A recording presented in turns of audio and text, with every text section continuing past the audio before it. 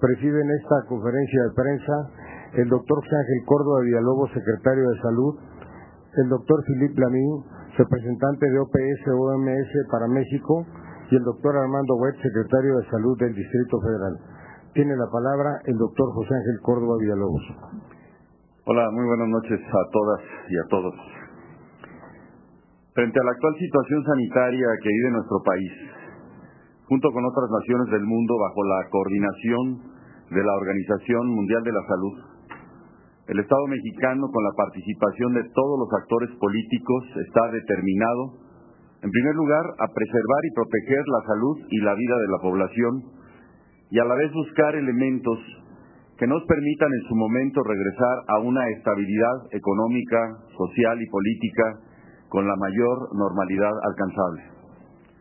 Ante la actual epidemia de influenza H1N1 que hemos venido enfrentando, el Estado, el pueblo mexicano y las instituciones públicas y privadas, familias y empresarios debemos trabajar con un objetivo social común de salud: mantener las medidas preventivas para controlar y contener la propagación de este nuevo virus. Después de estar analizando el comportamiento de este nuevo virus, considero que tenemos buenas noticias. Hemos logrado integrar un mayor conocimiento en cómo nos exponemos al virus y cómo podemos manejar nuestro entorno para evitar el contagio. Esto nos está permitiendo crecientemente el identificar formas alternativas de actuar y del tener nuestras condiciones físicas de vida. Con base en estos conocimientos, hemos concluido el día de hoy los lineamientos de prevención y control en materia de influenza H1N1 para restaurantes, centros de trabajo, transporte público y centros de reunión, que están enfocados para que todos tengamos las mejores condiciones posibles de convivir a la vez, de evitar la propagación de este problema, y les muestro estos lineamientos que están aquí en este sitio y que van a ser repartidos para todas las empresas, para todos los restaurantes, etcétera, etcétera. Al seguir y aplicar estos lineamientos, asumiremos juntos esta responsabilidad por la salud de nuestra nación y estaremos no solo protegiendo nuestra vida, sino también la de los demás. Estos lineamientos los pueden encontrar ustedes en la página web de la Secretaría de Salud, donde estamos informando sobre las medidas de prevención de la influenza. Les pedimos a todos los empresarios identificarlas y utilizarlas, y a toda la sociedad conocerlas para apoyar en seguir las indicaciones pertinentes. Los lineamientos se continuarán diversificando y actualizando permanentemente, así como todas las medidas de prevención y protección personal, familiar y de la vida cotidiana. Estos son instrumentos para toda la población que les da el poder de mantenerse sanos. Por ello les pedimos seguir las medidas sanitarias que indican estos lineamientos y aplicarlas en cada uno de los sitios de trabajo, de transporte público, de centros de reunión cerrados y restaurantes, para regresar poco a poco al desarrollo normal de todas las actividades, evitando afectar la salud de las personas. Les pido a todos los empresarios y microempresarios aplicar y difundir estos lineamientos, ya que esto contribuirá al bien de sus trabajadores, de sus familias y de ustedes mismos. A las familias, continuar con las medidas de higiene personal y de la casa para lograr un hogar seguro y saludable. Y a toda la población los exhorto a incorporar como parte de su vida cotidiana las prácticas de lavado frecuente de manos con agua y jabón, no tocarse los ojos, la nariz y la boca, el uso de pañuelo desechable o el ángulo interno del brazo para estornudar o toser, evitar o reducir el tiempo de permanencia en aglomeraciones y, sobre todo, permitir la entrada del aire y sol a nuestros espacios donde la vida continúa, donde vivimos, donde amamos, donde trabajamos y compartimos. Ahora bien, me permito informarles respecto al avance que llevamos respecto de los resultados del laboratorio. Tenemos actualmente los resultados de 1.523 pruebas efectivas, de 1.723 realizadas, de las cuales hay 590 casos positivos. De ellos, 568 personas están vivas y 22 son personas que desafortunadamente fallecieron. Quiero comentarles que conforme a lo que me solicitaron en cuanto al perfil de las defunciones confirmadas hasta el día de ayer, que era de 19, hemos hecho el análisis y sí consideramos estos 19 casos en los que debo de informar que ninguno se realizó estudio necrópsico. Los datos son del expediente y de el certificado de defunción. El 70% se ubica entre los 20 y los 55 años de edad. El 74% fueron del sexo femenino.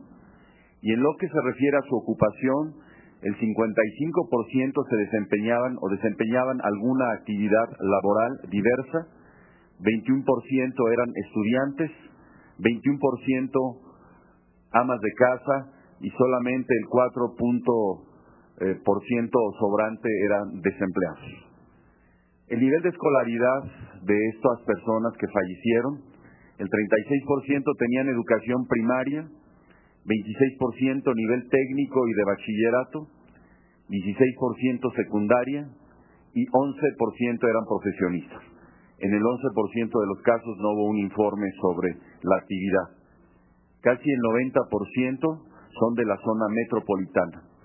En lo que se refiere a las instituciones, 7 son del Instituto Mexicano del Seguro Social, 3 de los servicios de salud del Distrito Federal, 3 de los institutos nacionales de salud, 2 del ISSSTE, 3 de los servicios de salud estatales y 1 de la medicina privada. El cuadro clínico fue compatible con fiebre en el 84% de los casos, tos en el 74%, disnea el 63.2% y casi en el 50% había cefalea. 36.8% tenían gran ataque al estado general. La rinorrea, que es el flujo nasal, y los dolores musculares se presentaron en el 26%, entre otros. Con esta sintomatología se aprecia congruencia entre los hallazgos y las recomendaciones que hemos hecho a la población. Simplemente para ajustarles los datos de los 3 últimos casos, ya en el análisis parcial de los 22, tenemos que 14 están en las edades entre 21 y 40, ya contando los 22, 15 son del sexo femenino, 7 son del sexo masculino, 16 del Distrito Federal, 4 del Estado de México, 1 de Oaxaca y 1 de Tlaxcala. También tenemos una curva en relación a los casos positivos desde el inicio de la enfermedad y como ustedes pueden ver son los confirmados. Este es el perfil que tiene la curva. Hubo un pico importante el día 24 y posteriormente hemos ido viendo una disminución. Hablamos de casos confirmados. La última defunción que se estudió fue del día 29 de abril. Para terminar, quisiera hacer una precisión respecto de la nota que comentamos en la mañana en relación a la declaración de un funcionario de la Organización Mundial de la Salud. Tenemos la versión estenográfica de la conferencia y la entrevista del doctor Michael Ryan, y es claro que hubo allí una confusión de los conceptos. Por ello le he pedido al representante en México de la Organización Mundial de la Salud y de la Panamericana de la Salud, el doctor Philippe Lamy, que nos hiciera favor de acompañarnos para que participe con su opinión en relación a esta situación. Doctor Lamy.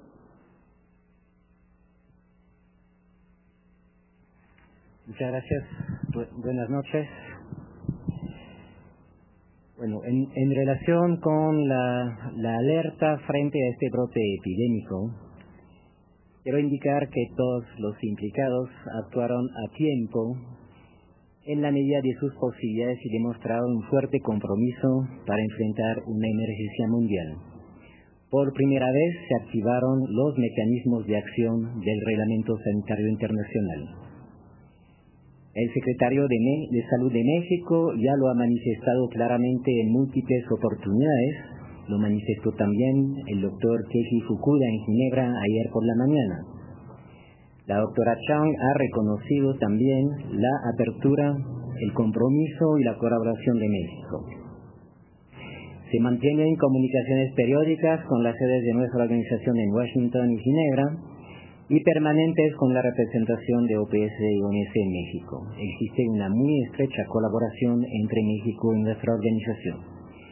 En este momento todos tenemos el desafío y estamos comprometidos a mirar hacia adelante y cerciorarnos de que las estrategias de control de la epidemia sean las mejores posibles. En este sentido, México ha tomado medidas valientes. Las instituciones y la población están actuando de manera responsable. Necesitamos ser proactivos e invertir toda nuestra energía en atender la situación de hoy y del futuro. Todos debemos ser conscientes que en la situación presente, México está trabajando para atender la salud de su población y a su vez está comprometido con la salud del mundo. Gracias. Procederemos a preguntas y respuestas. Les suplico que sean muy concretos, una pregunta por persona. Alejandro Lerdo, de la red Newsweek. Buenas noches. Para el doctor Philip. Doctor, hemos visto en los últimos días una especie de revivencia de los días de la peste. En México hay un poco de eso, pero sobre todo en el extranjero vemos países muy cercanos de América Latina que han cancelado sus vuelos, lo que ha pasado con algunos mexicanos en China. ¿Qué le diría usted a todos esos líderes de esos países y a la gente para tratar de no incurrir en un maltrato a los mexicanos en el extranjero? Mire, desde el principio la organización ha indicado claramente de que no hay ningún motivo, no hay evidencia científica, al contrario, para suspender, limitar, restringir los vuelos y los intercambios con México. Eso aplica a las personas, a los bienes, es decir que yo creo que el mensaje de la organización ha sido muy claro en ese sentido. Silvia Garduño, Periódico Reforma. ¿Qué tal? Buenas noches. Quería hacerle una pregunta al doctor Córdoba. No dudamos que haya una estrecha colaboración entre la Secretaría de Salud y la OMS. Sin embargo, mi pregunta es, en esas comunicaciones que tuvieron en abril, el primer brote surgió en abril, cuando la OMS le alerta a la Secretaría de Salud, la Secretaría de Salud reporta que los casos estaban recuperando y que no había casos después del 10 de abril, que no había muertos. Cuando hay una segunda notificación, el 16 de abril, de la muerte de Oaxaca, se dice que no se trataba de un brote, sino de un caso aislado. ¿No cree que estas conclusiones fueron erróneas o al menos minimizaron las alertas de la Organización Mundial de la Salud? Nos queda claro que hubo comunicación, queremos saber si hubo algún error de alguien y si hay responsabilidades para fincarlas. Yo creo que de lo que se estaba hablando se habló con toda claridad y tan fue así que la OPS, quien recibe la información, lo agradeció y lo reconoció. El cuadro de Perote, el brote de Perote, terminó perfectamente bien, sin defunciones. El caso fue estudiado de manera profunda por los servicios de salud de Veracruz, en conjunto con los servicios de salud federales, y fue esto lo que valió para la información que se dio. Fue un brote autolimitado, que después ya no hubo más casos. Entonces, en la Dirección General de Epidemiología se informó lo que se estaba viendo. No se podía inventar otra cosa, y máxime que en los casos, lo que se había diagnosticado, 2 solamente eran positivos a influenza A, otros eran a B, otros eran a parainfluenza. Entonces, se dio la información que se tenía. Lógicamente no podemos hablar de otro virus dado que no teníamos esa información. Y en el caso de Oaxaca también fue un caso aislado en Oaxaca, un caso que se presentó allá, en donde se hace el estudio de la persona, de la paciente, en donde hay una falsa interpretación de un probable coronavirus. Se repiten los estudios y, como lo mencioné yo en la mañana, los estudios o las nuevas muestras, porque además no son sencillas, dado que estamos hablando de gérmenes complicados, demostraron que no había coronavirus, que no había parainfluenza, que no había virus sincicial. En fin, se hizo el estudio completo de caso y en Oaxaca en ese momento no había ningún otro caso de este tipo. Fue un caso aislado y como tal se informó. Si hubiera habido una epidemia de influenza A, que pudiera haber sucedido, si hubiera habido una epidemia, pues se hubiera informado. De hecho, hasta ahorita, después, como les digo, de analizar más de 1,700 muestras, solamente hay este caso de defunción confirmado en Oaxaca, solamente hay este caso de Oaxaca. Entonces, nunca hubo un brote epidémico en Oaxaca. Allí está la evidencia. Entonces, se informó como fue. No se escondió ningún dato y creo que esto ha sido recalcado por OPS, OMS. Jamás ha habido un ocultamiento de ninguna situación y nos hemos ceñido a las recomendaciones que se han dado en función de lo que se ha informado y lo que se ha informado es lo que se ha encontrado. Víctor Gamboa, Grupo Radio Centro. Sí, doctor Córdoba, buenas noches. Estos lineamientos que anuncia, junto con la recomendación que hoy da a conocer la Organización Mundial de la Salud de que no se relajen las acciones de prevención, ¿implicará necesariamente que el regreso a clases sea hasta el 11 de mayo o incluso después, para no exponer pues innecesariamente a los jóvenes, a los niños? Y para el doctor Armando Agüed, ¿qué se va a hacer con tantos puestos callejeros de comida en donde quienes preparan los alimentos son los mismos que cobran y no hay ninguna higiene en esos puestos? Gracias. Sí, Víctor, estamos dando y distribuyendo todas estas medidas porque al final de cuentas la determinación que se tome de que si el regreso es el 6, el 7 o el 11 o la fecha que se determine, no va a ser, como lo mencionaba en la mañana, nada más así. Tendrá que haber una capacitación, una preparación, tanto para los maestros como para los padres de familia. Entonces, estamos preparando el regreso independientemente del momento que se presente. Esto lo daremos a conocer seguramente mañana para que las familias también puedan, con anticipación, tomar las medidas si no se da el regreso de los estudiantes. En el caso hipotético que no se diera el día 6, que es hasta donde está establecido. Buenas noches.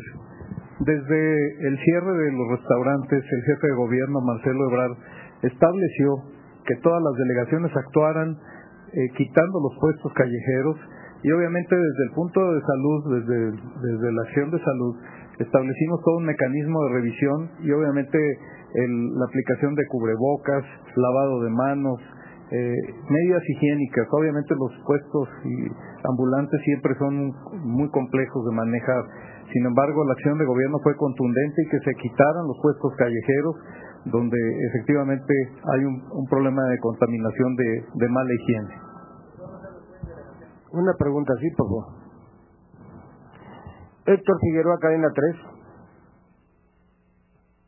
Sí, buenas noches. Esos lineamientos para acá atrás, acá de este lado, acá. Buenas noches. Estos lineamientos para los restaurantes significaría que ya se ha mencionado que el próximo miércoles podría reabrirse aquí en la Ciudad de México, sobre todo para el doctor Agüed y para el doctor Córdoba. ¿Qué significa que sean mayoritariamente mujeres quienes estén en los decesos de este tipo de influenza? Gracias.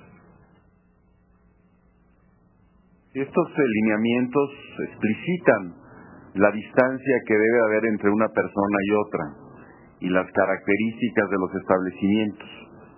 Entendemos nuevamente que hay que ir teniendo cierta flexibilidad para restablecer la actividad económica, pero la flexibilidad no debe de ir más allá de lo que pueda exponer a las personas a la recaída. Y entonces se establecen, por ejemplo, distancias que debe de haber entre un comensal y otro, o en el caso eventual de los cines o de los teatros también, en el momento que se dé la apertura, se puedan seguir estos lineamientos que la actividad va a tener que reanudarse en algún momento.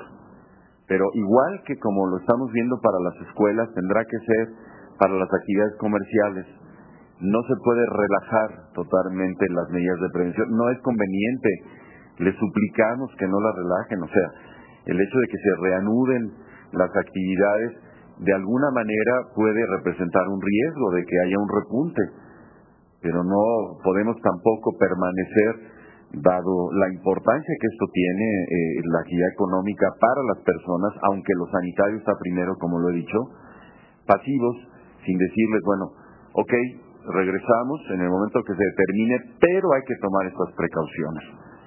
En cuanto a los casos de por qué son más mujeres, en principio no tenemos una explicación clara desde el punto de vista fisiopatológico, es decir, de que si la mujer pudiera ser menos resistente al virus o el virus más agresivo en las mujeres, eso sería una aventura decir. Sí sabemos que sigue habiendo inequidad de género, sobre todo en el acceso a los servicios de salud o en la rapidez con que acuden. De hecho, en general, igual que pasa con VIH, acuden más tarde por factores sociales diferentes. Esto sería quizás la única explicación, que también requeriría de comprobación, porque todas estas son hasta ahora hipótesis que se irán aclarando conforme se haga un estudio más profundo de los casos. Marcelo Ebrard, el día de mañana a las 8 de la mañana dará a conocer las medidas y acciones para la reactivación económica. Rosalía Servín, Periódico El Financiero. Gracias, doctor. Buenas noches. Ante toda esta controversia que se generó a raíz de las cifras y demás fechas con todo esto, y que claro, ya nos están tratando de aclarar, ¿en algún momento pasó por su mente la posibilidad de renunciar al cargo? Gracias, Rosalía, por la pregunta. Como yo se los dije el otro día, realmente no voy a abandonar mi responsabilidad, a excepción de que la persona que con la confianza me ha distinguido para estar aquí me lo solicitara, o que la evidencia demostrara que las cosas realmente van muy mal. Creo que sin de ninguna manera hablar con un sentido triunfalista, creo que las cosas, con el trabajo de todos, porque además esto no es trabajo de una sola persona nos ahogaríamos en 15 minutos. Esto ha sido el trabajo de todo el equipo de la Secretaría, de todas las Secretarías de Salud, el trabajo que hemos tenido muy estrecho con la Secretaría de Salud del Distrito Federal y del Estado de México, particularmente y sobre todo al principio, que fue donde hubo la mayor cantidad de los casos. Esto nos ha fortalecido a todos. Estos problemas son muy delicados y no dependen de una persona. Pero sí, lógicamente, en ocasiones puede haber situaciones en las que se da uno cuenta que mejor sería irse, o antes de que se lo digan, o que se lo digan y entonces hay que irse, ¿no? Pero no he pensado de ninguna manera renunciar, no me voy a echar para atrás ante este desafío. Leticia Robles, Excelsior. Buenas noches, doctor, aquí de este lado. Preguntarle, en la decisión para que México regrese a la normalidad de sus actividades, ¿será necesario una reunión con los gobernadores de todos los estados, todo lo que es la CONAGO, todo lo que es el sistema de salud de todo el país? E igual, me gustaría saber si tienen ya algún cálculo de cuál es el impacto económico que ha tenido la influenza en México en estos 10 días de inactividad económica. Gracias.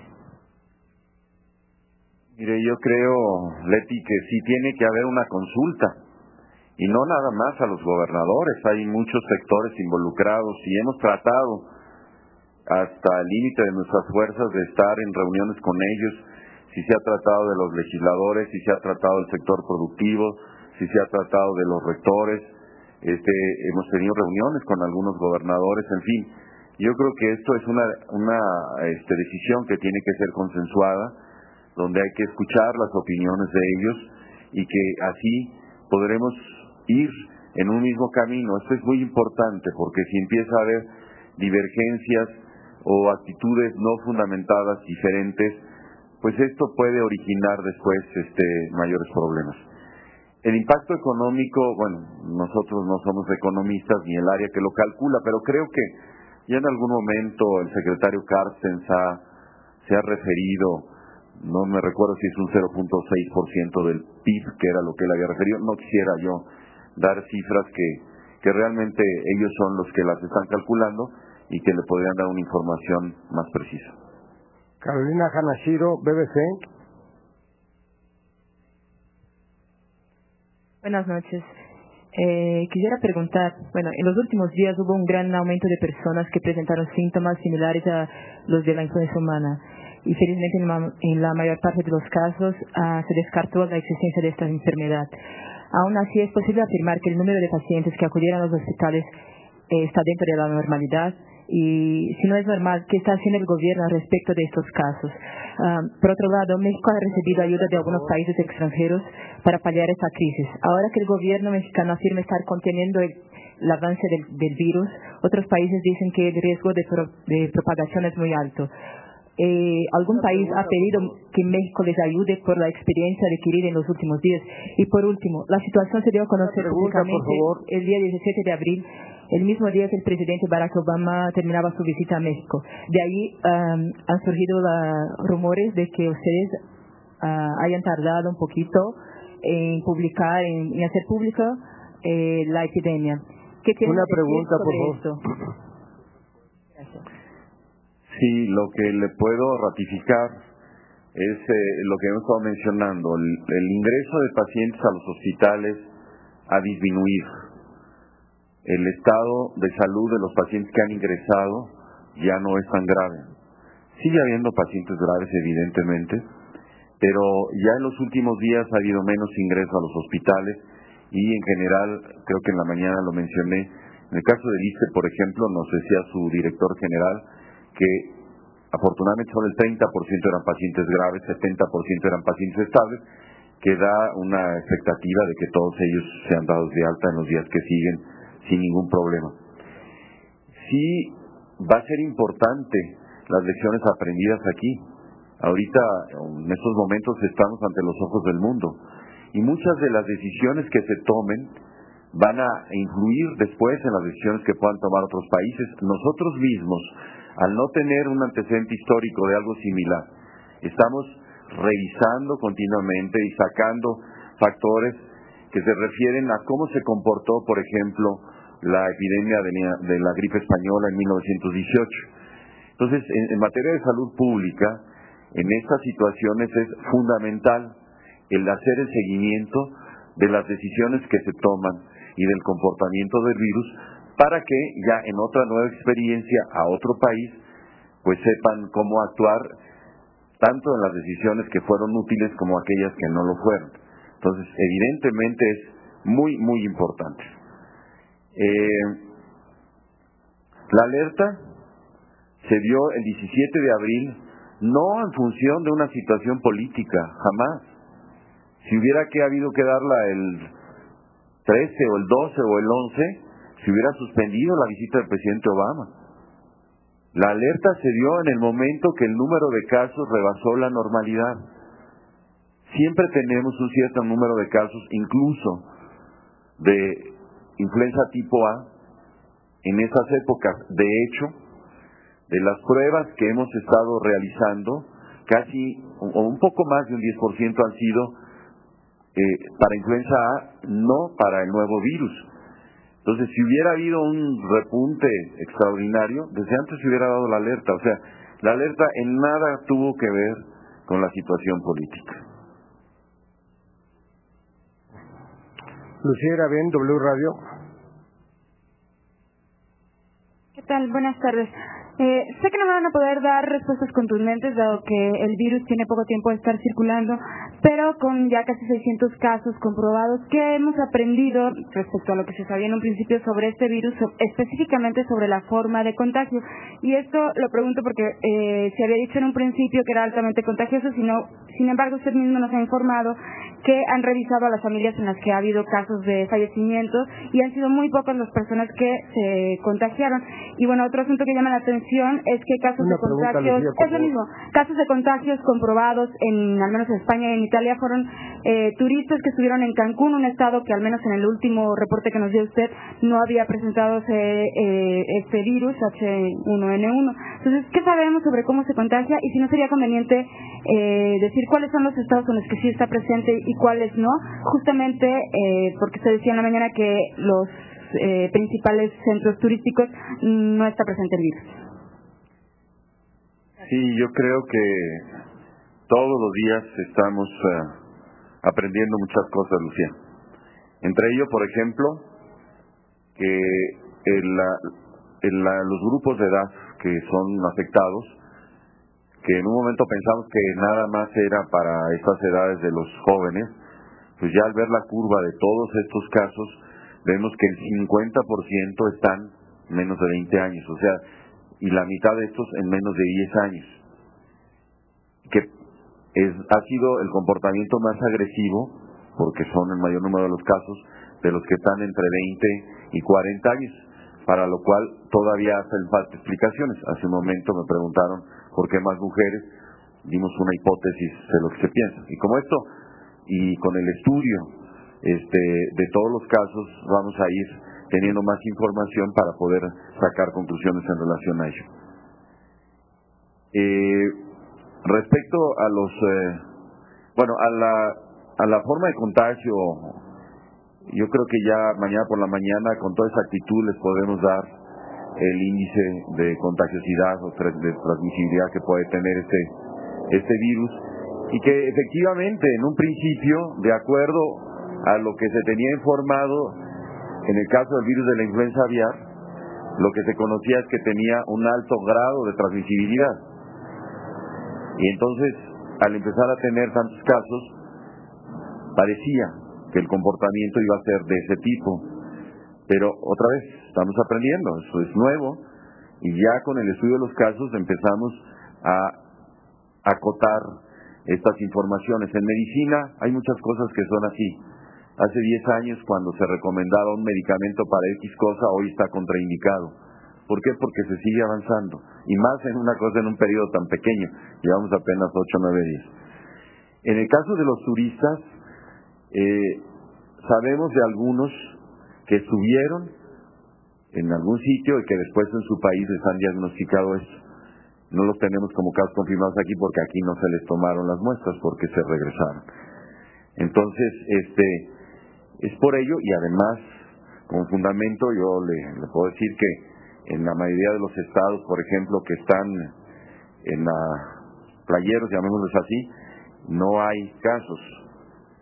Sí, aquí tengo la estadística. Por ejemplo, Baja California Sur no tiene ningún caso comprobado hasta ahora.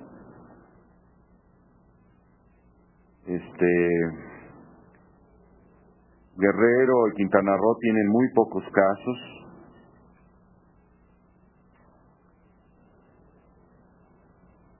Y bueno, básicamente son los sitios donde hay más turismo de este tipo. Entonces, sí ha habido una menor incidencia o una nula incidencia en algunos de estos estados. Le estoy dando aquí de acuerdo porque no lo traía preparada esa información. Herminia Miranda, Impacto del Diario.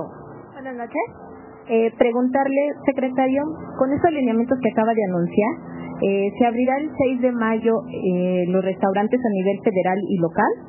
Y por otro lado, nada más saber al secretario Agüed y a usted, ¿cómo se sienten después de más de 8 días estar trabajando con el caso del influenza? Es muy probable, en el caso de los restaurantes y de otros giros de la actividad económica, que se reanuden el próximo miércoles. Esto, insisto, se va a confirmar en las próximas horas. Es muy importante, y por eso estamos haciendo un llamado, para que todos los empresarios, los restauranteros, los de transporte, los que tienen espacios de reunión cerrados, revisen estas guías que están además en la página web y que se las vamos a repartir, para que nos ayuden a que no vaya a haber un repunte. Creo que si se siguen estos lineamientos, sobre todo en relación al distanciamiento entre las personas, aún abriéndose los espacios y en espacios libres y otras situaciones, si es que hay algunos casos nuevos, podrá ser limitado y contenido.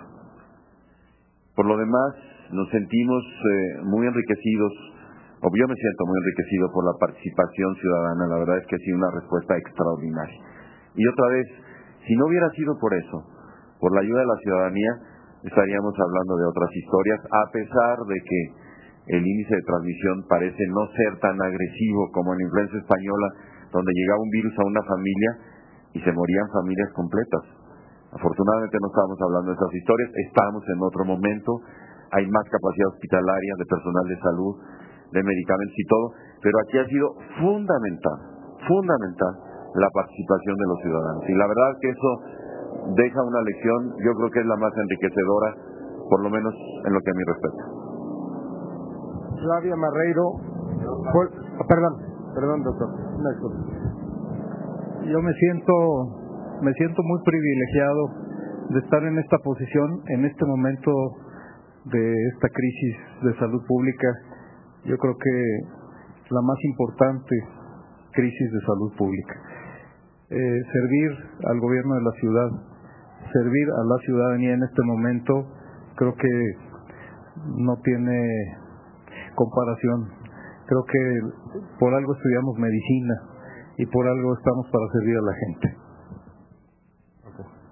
Eduardo Castillo, AP. ¿Qué tal? Buenas noches por acá.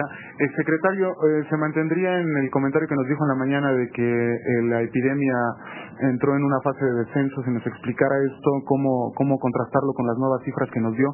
Y si nos podría explicar algunos de estos lineamientos más en específico, por ejemplo, a qué distancia tienen que estar los comensales en los restaurantes y en los cines, qué medidas específicas se están pidiendo. Gracias. Perdón, la primera parte me distraje un poco, perdona, discúlpame, Eduardo. Sí, secretario, que si se mantiene en la opinión de que la epidemia va en una fase en descenso y cómo contrastarlo con estas nuevas cifras que ven un aumento en muertos y contagiados, ¿no? ¿Cómo explicarlo? Sí, hay que recordar que la nueva cifra de pacientes fallecidos viene por el acumulado de los sospechosos que han sido estudiados. No quiere decir que sean 3 confirmados del día de ayer a hoy, o de hoy en la mañana o ahora en la noche. Son casos que se están ya acabando de confirmar o descartar, que también eso se los había mencionado. Incluso hace un momento les decía que el último es del día 29 de abril. Hay casos sospechosos en estos días 30, 1 y 2, que también están en proceso sus muestras y que se los informaremos seguramente mañana o pasado, y que esto nos irá ajustando las cifras. Lo que hemos estado hablando es por esta curva que les mostraba hace un momento de los casos confirmados, cómo se ha habido una disminución en los últimos días. Después, los lineamientos de la distancia entre las personas que se recomiendan es un mínimo de 2 metros entre una persona y otro. Entonces se trata pues de disminuir la densidad, de que pueda existir en los restaurantes mesas sin ocupar y entre los comensales una distancia. En los mismos cines eventualmente podrían empezar a abrir, pero no van a estar uno junto a otro en las butacas, podría haber uno cada 4 o 5 butacas, habría que ver el tamaño de las butacas porque a veces no cabe uno ni en una. Quizás también quisiera comentarles algo que me acaban de informar. Va a haber una reunión de la CONAGO el día de mañana con la presidencia, e insistirles que revisen la página web de la Secretaría para que puedan con todo detalle revisar los lineamientos que se están dando para todos los sitios. La verdad, de memoria no me lo sé, pero básicamente van sobre lo mismo. Las distancias entre las personas, en el caso del transporte colectivo, bueno, la protección del cubreboca, que allí sí es importante, porque es un lugar no controlado, ¿verdad? y lo simple, lavado de agua y jabón cada ratito. Incluso allí viene un lineamiento, y por eso ya nos han visto la corbata. La corbata puede ser un artículo de la ropa que guarde microbios, porque con mucha frecuencia la corbata no se lava con la misma regularidad que otras prendas de vestir. Y bueno, y allí le caen todos los microbios cuando uno estornuda. Y luego la andan metiendo a la sopa y a todos lados. Entonces, es un sitio que a veces es bastante malo para como recomendación para traerlo, ¿no? Blanca Valadez, Milenio. Buenas noches. Doctor, yo quiero saber específicamente por qué teniendo un laboratorio como el INDRE fue incapaz de realizar este tipo de pruebas a tiempo. Ya empiezan a surgir, incluso dentro del INDRE, información de que no se contaban con los reactivos necesarios para realizar estas pruebas, que hubo un desvío de recursos de parte de los funcionarios que ahora forman parte justamente del gobierno del Distrito Federal. Yo quiero saber si se está abriendo una investigación específica al respecto, si realmente sucedió estas irregularidades. Y por último, al señor Lamy, si nos puede decir de qué va a depender de que se pase a la fase 6, considerando de que ya son más los países que se están sumando a esta contingencia. Gracias. Sí, Blanquita, el estudio específico de este virus necesita de un modelo que se llama PINE. Ese modelo que además se lee en una máquina especial. No se tenía porque no se hacía, porque no circulaba ese virus. O sea, tenemos el PINE para estudiar el virus de influenza A, tenemos estudios de biología molecular para análisis de otras bacterias, de otros parásitos, pero evidentemente para algo que no circulaba, pues no se tenía. Y ahora que se presenta esta situación, bueno, rápidamente y en 4 días y medio pudimos adquirir las máquinas, y no nada más las máquinas, sino dado el volumen de la cantidad de muestras, también se necesita otro aparato para la extracción del DNA, que también ya se tenía, pero nada más para las pruebas en donde se hacía biología molecular. Pero si en un momento tienes una carga de 2.000 o 2.500 pruebas, pues necesitas multiplicar estos aparatos. Yo no tengo ninguna información de lo que tú me mencionas, de desviación de recursos y esto, sin embargo, evidentemente, pues veremos pasada la contingencia, porque ahorita la prioridad es la salud de los mexicanos, de poder investigar esto para ver si hay algún fundamento. Todos nosotros tenemos una Contraloría, y la Contraloría, una de sus funciones es esa. La que convocó a la reunión de la CONAGO fue el señor presidente, precisamente para tener este intercambio con los gobernadores, para poder todos juntos de manera unánime ir caminando en esta respuesta a la epidemia de influenza. Buenas noches y muchas gracias.